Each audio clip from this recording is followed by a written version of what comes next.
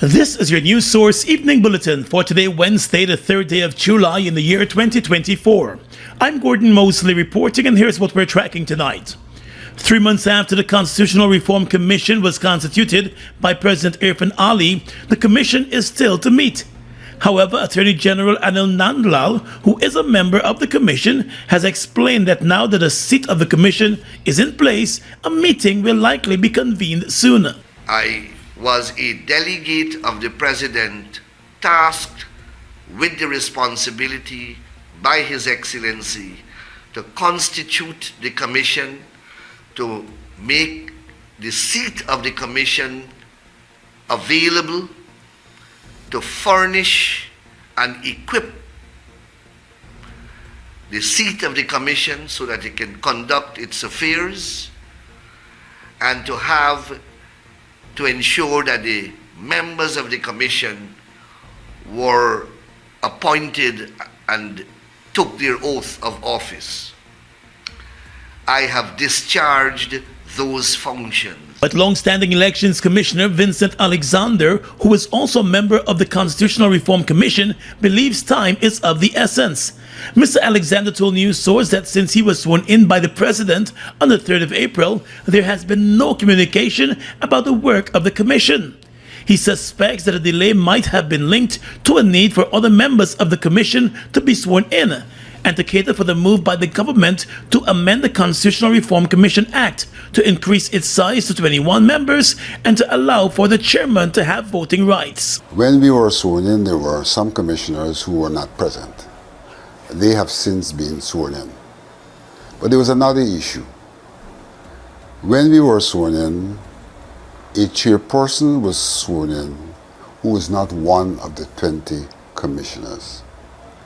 And therefore there was a big question as to whether that chairperson would be someone appointed by the President as the law provided for, but who was not a member of the Commission and therefore could not vote. I think they have since gone to Parliament to change that, to extend the Commission to 21, to include retired Chancellor of the Judiciary, Karl Singh, as a voting member of the Commission. But though those things have been rectified, I must say I still have not heard a word from anyone relating to the Commission.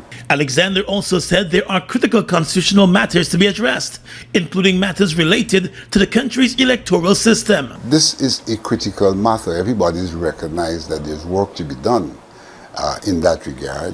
Suffice to say that in 1997, 99, 2001, when the former commission retired, it was the understanding that we were doing so to facilitate the 2001 elections, and that we would have reconvened to address the question of the electoral system, and more particularly the question of constituencies. That has never happened. So we really have outstanding work in terms of constitutional reform dating back to 2001. And so it's more than urgent. He said there are also issues relating to the composition of the Guyana Elections Commission, the voters list, and the country's governance system. That apart, one may argue that there has been a lot of debate about the adequacy of a winner-take-all system in Guyana. And in that context, again, it is constitutional reform that we have to turn to. There is also a burning issue about how do we get a clean list. Based on the ruling of the Chief Justice, there is not much that can be done administratively. And again, this is a matter that requires constitutional attention.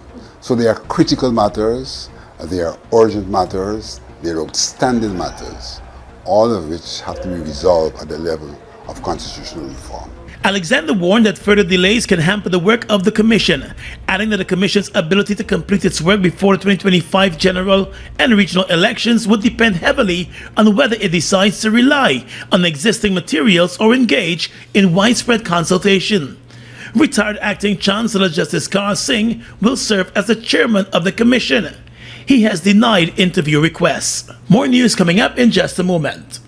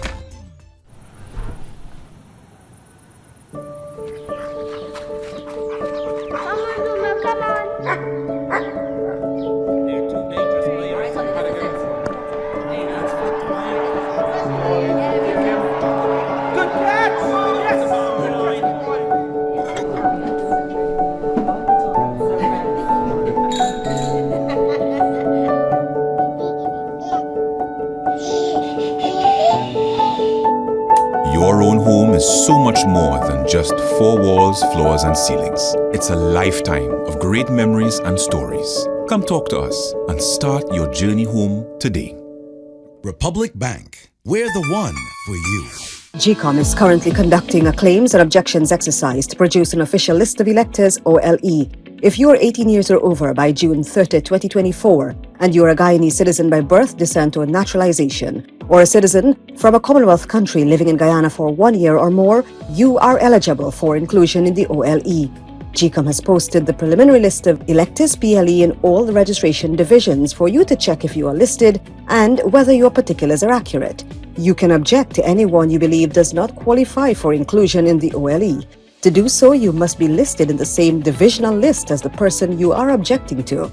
Visit the GCOM registration office responsible for your area of residence to make an objection. The objections aspect of this exercise will end on Monday, the 22nd of July, 2024. For more information, contact GCOM on 225027829 or visit www.gcom.org.gy.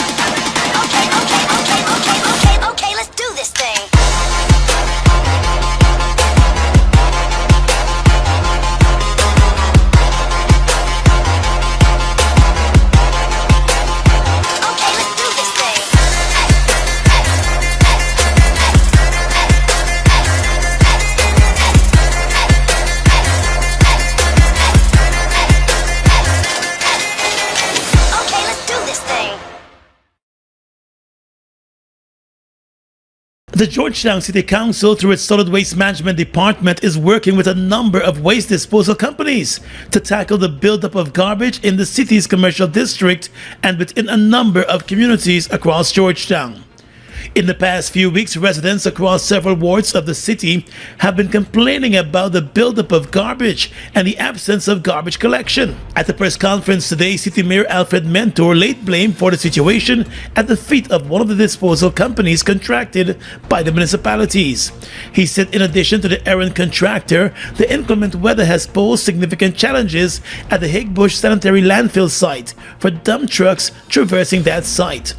On the issue of the contractor, Mayor Mentor disclosed that the company, Guyana Waste Solutions Incorporated, which is responsible for 5 constituencies, including the commercial district, has been failing to meet its contractual obligations for the past 3 weeks due to a number of challenges in manpower. The contractor is the Guyana Waste Solutions, who've been having not only he's been having human resource problems where he has problems with drivers. He has problem with general staffing. To some extent, his trucks, he has some work, but he has been the one that is most culpable. That's probably one of the reasons why we're here today. The Georgetown mayor said the council is expected to meet on Monday and tough decisions will have to be made regarding the contracting company, which he said has a track record of not fulfilling its obligations. And this contracting themselves hasn't been giving us the kind of results, not only in the city here, but also in East La Penitence, West La Penitence, Albaistown. All the areas that he has worked, he hasn't been doing, or he has been having some challenges. And the reason for us having this meeting today is to be able to address these issues, to let the people know, the citizens know that we are paying handsomely to get these jobs done. We're paying contractors to do the job, and we have our own department that does certain areas, Kitty and some other areas, I think, and Commons Lodge, that we deal with. But we are paying people to do a job, and we expect the results.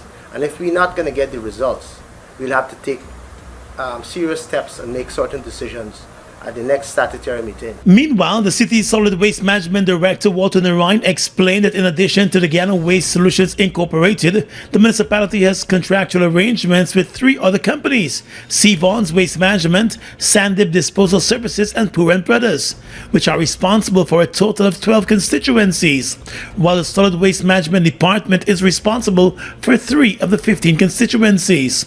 He said the inclement weather has posed significant challenges for the dump trucks due to a buildup of water at the landfill site. Now, the pit where they sell where you dispose the garbage in, it became very muddy, silty. So when the trucks gets in there, right, what you're not seeing, you actually can't see the wheels anymore when they go in with the garbage. So when they dispose the garbage and come out, majority of the time they're coming out with puncture tires because we don't know what's at the bottom there. And sometimes the truck got stuck and they have to get an excavator to stop their work to push them out. So these challenges we have experienced that. And this is not something new, this is something that happens every year. Narine also complained about businesses in the commercial zone continuing to dispose of their garbage improperly. Commercially, it wasn't so affected. It was only 4 days. 4 days of non-collection. And what you saw there is actually how did business people dispose of the garbage. If you take a walk down Regent Street and you ask any of the business people, you'll probably have 5% of them have waste receptacles. Every day they just take out the garbage, however they accumulate it, and they dump it on the road. And this is something we can't accept anymore. So imagine 4 days of that, that's a build-up. He said due to all the developments taking place in the city of Georgetown, including a rapidly growing population, there is a need for added financial assistance and human resources for the Georgetown City Council. Attorney General and Minister of Legal Affairs, Senior Counsel Anil Nandlal, has announced that he will be writing to the U.S. Department of Justice by the end of this week to seek information regarding the recent U.S. sanctions against businessmen Nazar and Azzuddin Mohammed and Permanent Secretary May Thomas. Last week, Finance Minister Dr. Ashley Singh received a correspondence from the U.S. government, informing him that the Attorney General should communicate with the U.S. Department of Justice, utilizing the Mutual Assistance Act in seeking information about the sanctions. On his television program last evening, the Attorney General said he will be dispatching that correspondence this week. I have not done so as yet, and I expect to do so before the end of this week. Following the sanctions, the government of Guyana, through the Ministry of Finance and the Guyana Revenue Authority, wrote to the U.S. Treasury Department requesting relevant information in relation to the sanctions so that they can carry out their own investigations. The Mohammeds were sanctioned over their alleged under-declaration of gold and the evasion of more than $50 million in local taxes, while Permanent Secretary May Thomas was sanctioned over her alleged involvement in a bribery scheme linked to the Mohammeds. The Guyana Elections Commission GCOM is currently conducting a claims and objections exercise to produce an official list of electors OLE. If you became 18 years or over by June 30th, 2024, and you are a Guyanese citizen by birth, descent, or naturalization, or a citizen from a Commonwealth country living in Guyana for 1 year or more, you are eligible for inclusion in the OLE. GCOM has posted the preliminary list of electors PLE in all of the registration divisions across Guyana for you to check if you are listed, and if so, whether your particulars are accurate. You can make a claim for registration, change or correction to your particulars, or you can object to the inclusion of anyone who you believe should not be on the list. If you are desirous of making a claim or objection, you must visit the GCOM registration office responsible for your area of residence to do so. Visit the GCOM registration office responsible for your area of residence to conduct any of the above transactions. All GCOM registration offices will be open Mondays to Fridays from 8 hours to 18 hours, Saturdays and Sundays from 10 hours to 14 hours. For further information, contact GCOM at 225-027829, 226-65578 or 9, 223-9650, or visit our website at www.gcom.org.gy.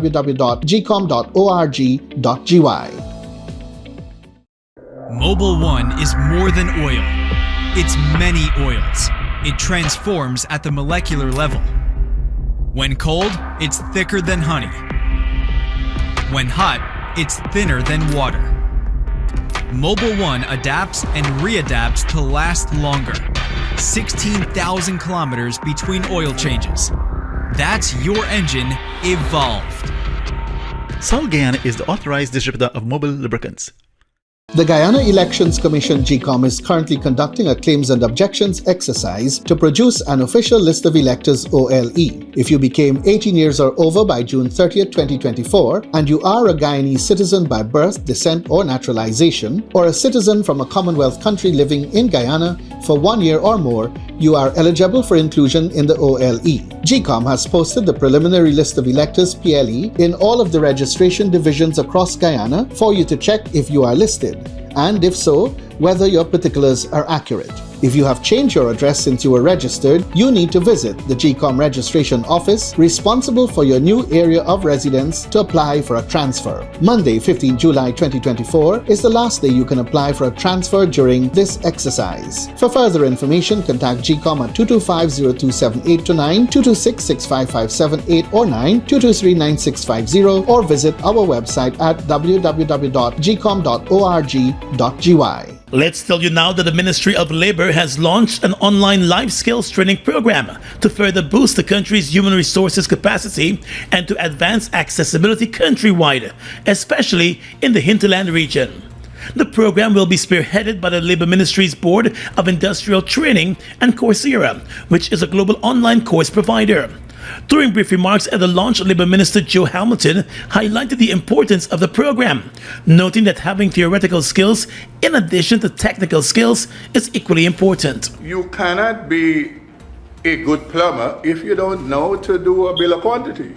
You cannot be a good electrician if you don't know to do a bill of quantity, and if you don't have an understanding about English and mathematics, arithmetic, you will lose out on a job as skillful as you are. More than 100 persons have already signed up for the program. Coursera is expected to provide training to BIT beneficiaries in 4 mandatory areas, including literacy, numeracy, health and wellness, and entrepreneurship. Once those mandatory courses are completed, participants will be permitted to pursue any course that aligns with their skills or interests. The minister said the collaboration intends to bring more quality to the training courses being offered through BIT and to fulfill the deficit of technical skills which exists. Meanwhile, the director of the Guyana Online Academy of Learning, Professor Jacob Opedei, also signaled the importance of acquiring the skills being offered through the program, noting that once learned, no one can take away those skills. Life skills, those are skills that nobody can take it away from you once you've learned it. And when I look at the program that are created for this initiative, there are skills that everybody should have in their back pocket. You need to be literate, you need to be able to read, you need to be numerate, you need to be able to calculate some numbers, because all of this will help to improve your livelihood. Registration for the program can be done at the Board of Industrial Training's office on Brick Dam. Turning now to the oil and gas sector, with new projects to come on stream soon, Guyana will continue to see greater earnings from the oil and gas sector.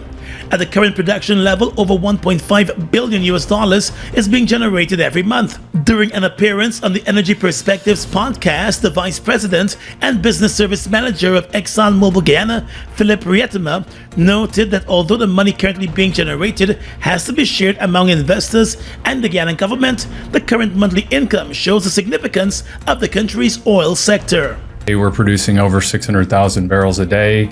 And oil produced is revenue to be shared amongst the people of Guyana and our shareholder group.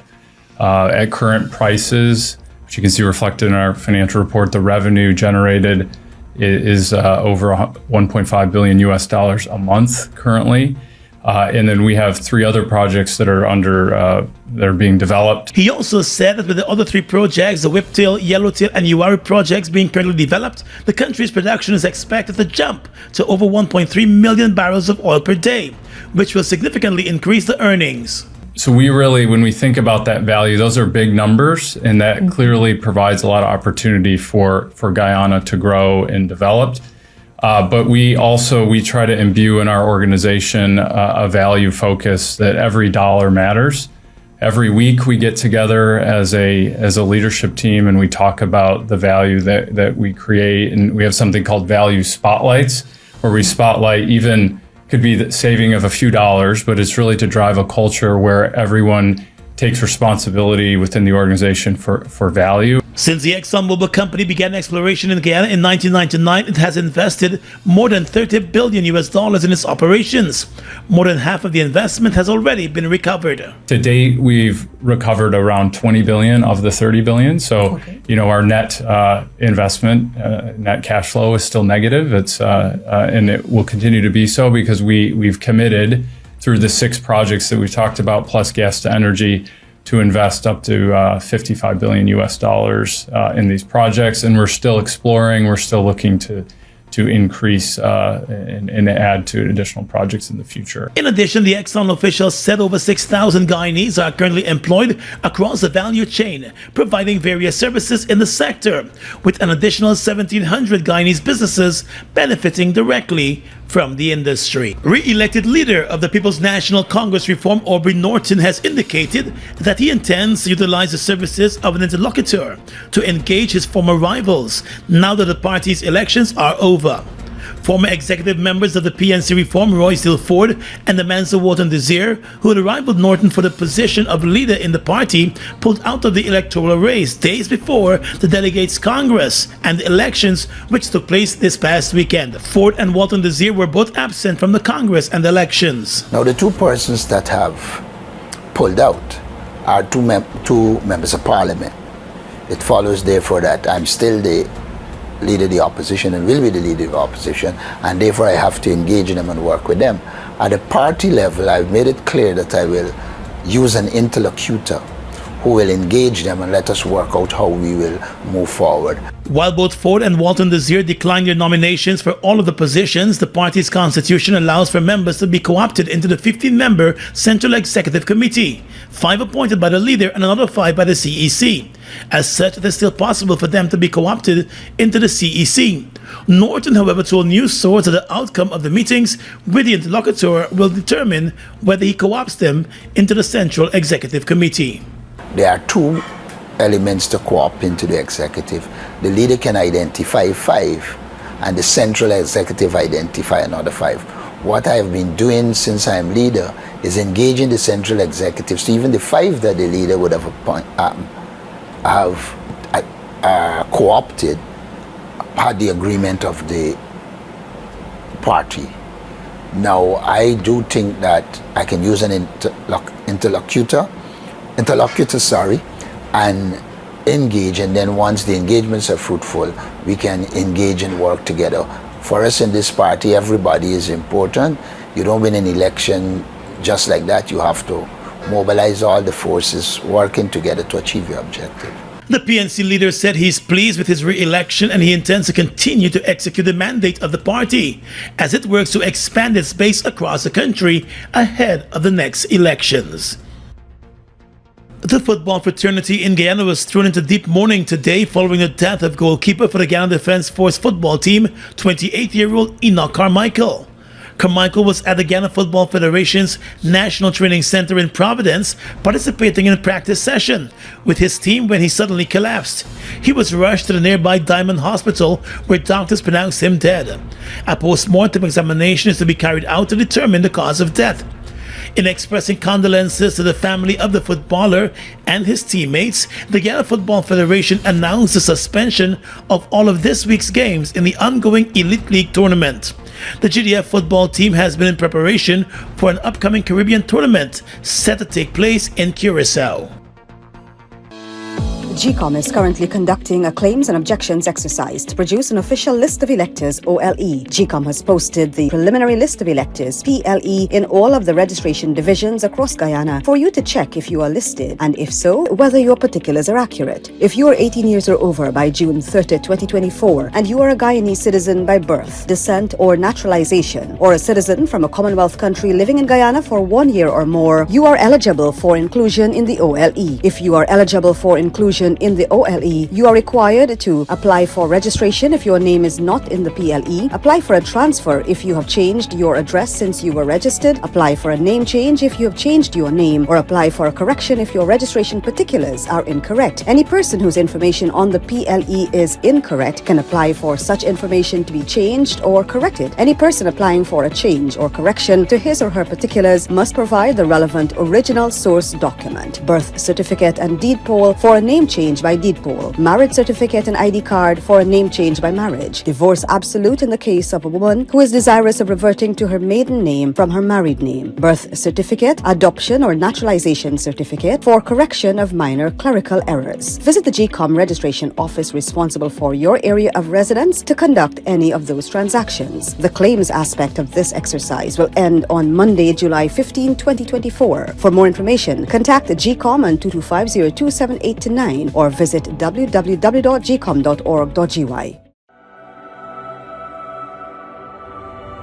Look at the breathtaking beauty of the Essequibo. From its pristine rivers to its abundant resources, it's a treasure that belongs to Guyana, and we ask Venezuela to respect the rule of international law.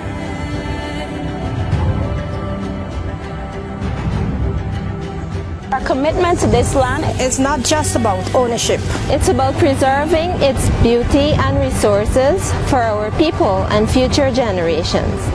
The controversy between Guyana and Venezuela was settled internationally as full, perfect, and final in 1899. Essequibo belongs to Guyana.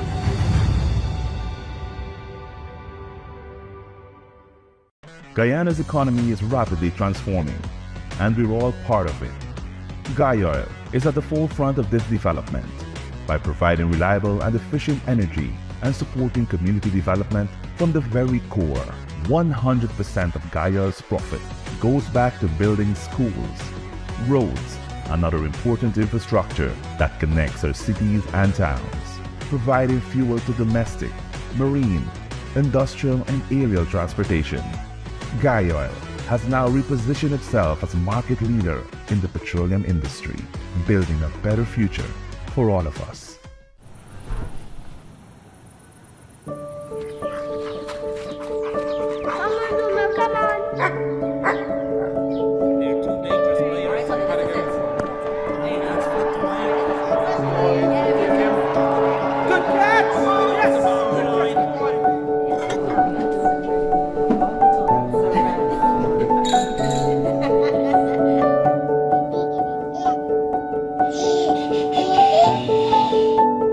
Your own home is so much more than just four walls, floors, and ceilings. It's a lifetime of great memories and stories. Come talk to us and start your journey home today. Republic Bank, we're the one for you. Bust the flavors. We're full of flavors. Bust the flavors, that me crave for. We're full of flavors. Tell your neighbors about me. Bust the flavors. Grab a bust the flavors. Yeah, thirst buster. Grab a buster. Bust the flavor, taste the savor. Bust the flavors. Bust the flavors. With your regional and international news tonight, I am Svetlana Marshall in the region. Hurricane Beryl was roaring toward Jamaica on Wednesday, with Highlanders scrambling to make preparations after the powerful Category 4 storm earlier killed at least 6 people and caused significant damage in the southeast Caribbean. A hurricane warning was in effect for Jamaica, Grand Cayman, Little Cayman, and Cayman Brac. Beryl was forecast to weaken slightly over the next day or two, but still be at or near major hurricane strength when it passes nearer over Jamaica on Wednesday, near the Cayman Islands on Thursday, and into Mexico's Yucatan Peninsula on Friday, according to the U.S. National Hurricane Center. A hurricane watch was in effect for Haiti's southern coast and the Yucatan's east coast. Belize issued a tropical storm watch stretching south from its border with Mexico to Belize City. Last Monday, Beryl became the earliest storm to develop into a Category 5 hurricane in the Atlantic and peaked at winds of 160 miles per hour on Tuesday before weakening to a still destructive Category 4. Early Wednesday, the storm was about 185 miles east-southeast of Kingston. It had maximum sustained winds of 145 miles per hour and was moving west-northwest at 20 miles per hour, the center said. A U.S. appeal court on Wednesday set aside a judge's ruling that bondholders had valid claims against Venezuela's state-run oil company related to its U.S. refiner Citgo and directed the judge to apply Venezuela law in assessing the claims. The decision by the Second U.S. Circuit Court of Appeals in Manhattan could provide a boost to opponents of Venezuelan President Nicolas Maduro, who have since 2019 controlled some of the PDVSA overseas assets. The U.S. District Judge in Manhattan had applied New York law in October 2020 when she authorized PDVSA bondholders to seize a 50.1% stake in Citgo, a PDVSA subsidiary that had been pledged as collateral for the bonds. The judge also entered a $1.68 billion judgment against PDVSA, declaring it in default. The bonds had been issued under Maduro, but opponents said the opposition-controlled National Assembly never approved using Citgo as collateral. And finally tonight, international news. President Joe Biden and his team remain in damage control mode nearly a week after a disastrous debate performance sparked fears among Democrats that his age could make winning re-election impossible. According to the BBC, his leadership team in the White House called meetings and sent internal memos to staff members on Wednesday. The next several days will determine whether Mr. Biden can ride out panic over his mental fitness following the June 27 debate.